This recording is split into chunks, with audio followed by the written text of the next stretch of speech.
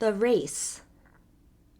The Cordyce steel mills stood a little aside from the city of Greenfield, as if they were a little too good to associate with common factories. James Henry Cordyce sat in a huge leather chair in his private office. He was a man nearly 60 years of age, whose dark brown hair was still untouched by gray. He had rather hard lines around his mouth, but softer ones around his eyes. Printed on the ground glass top of his door were these words in black and gold: J. H. Cordyce, President, Private. Once a year, J. H. Cordyce allowed himself a holiday. If he had a weakness, it was for healthy boys. Boys running without their hats, boys jumping, boys throwing rings, boys swimming, boys vaulting with a long pole. And in company with 3 other extremely rich men, he arranged, once a year, a field day for the town of Intervale. The men attended it in person and supplied all the money. This was field day. All through the spring and early summer months, boys were in training for miles around, getting ready for Intervale's field day. And not only boys, but men also, old and young, and girls of all ages into the bargain. Prizes were offered for tennis, baseball, rowing, swimming, running, and every imaginable type of athletic feat. But usually the interest of the day centered on a free-for-all race of 1 mile, which everyone enjoyed, and a great many people entered. A prize of $25 was offered to the winner of this race, and also a silver trophy cup with little wings on its handles. Sometimes this cup was won by a middle-aged man, sometimes by a girl, and sometimes by a trained athlete. Mr. Cordyce smiled about his eyes as he closed his desk, ordered his limousine, and went out and locked the door of his office. The mill had been closed down for the day. Everyone attended field day. Henry was washing the concrete drives at Dr. McAllister's at this moment. He heard the doctor call to him from the road, so he promptly turned off the hose and ran out to see what was wanted.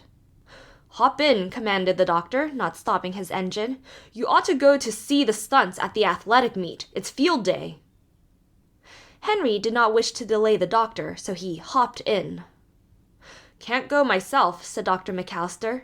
"I'll just drop you at the grounds. There's no charge for admittance. You just watch all the events and report to me who wins."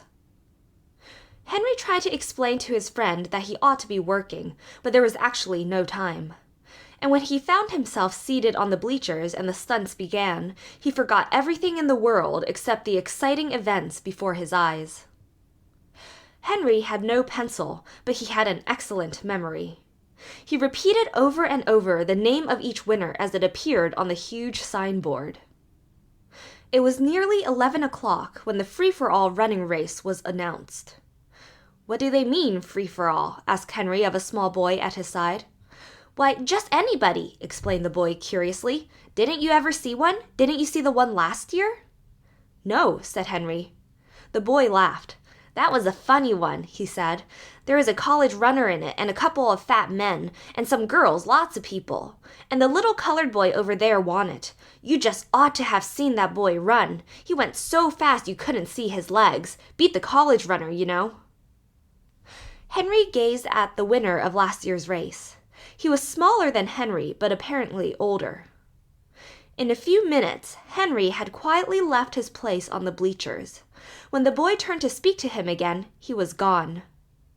He had gone, in fact, to the dressing room, where boys of all sizes were putting on sandals and running trunks. A man stepped up to him quickly. "Want to enter?" he asked. "No time to waste." "Yes," replied Henry. The man tossed him a pair of white shoes and some blue trunks.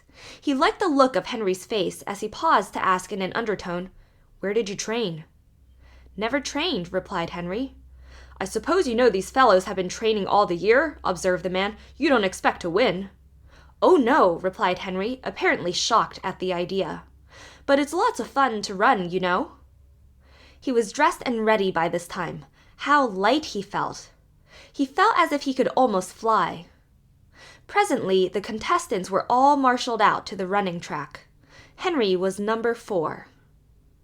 Now Henry had never been trained to run, but the boy possessed an unusual quantity of common sense. It's a mile race, he thought to himself, so it's a second half mile that counts. So it happened that this was the main thought in his mind when the starter's gong sounded and the racer shot away down the track. In almost no time, Henry was far behind the first half of the runners. But strangely enough, he did not seem to mind this greatly. It's fun to run anyhow, he thought. It was fun, certainly. He felt as if his limbs were strung together on springs. He ran easily, without effort, each step bounding into the next like an elastic. After a few minutes of this, Henry had a new thought. Now you've tried how easy you can run, let's see how fast you can run. And then not only Henry himself, but the enormous crowd as well, began to see how fast he could run. Slowly he gained on the fellow ahead of him and passed him. With the next fellow as a goal, he gradually crept alongside and passed him with a spurt. The crowd shouted itself hoarse. The field all along the course was black with people. Henry could hear them cheering for number 4 as he pounded by. 6 runners remained ahead of him. Here was the kind of race the crowd loved, not an easily won affair between 2 runners, but a gradual victory between the best runner and overpowering odds. Henry could see the finish flag now in the distance. He began to spurt. He passed numbers 14 and 3. He passed 25, 6, and 1 almost in a bunch. Number 16 remained ahead. Then Henry began to think of winning.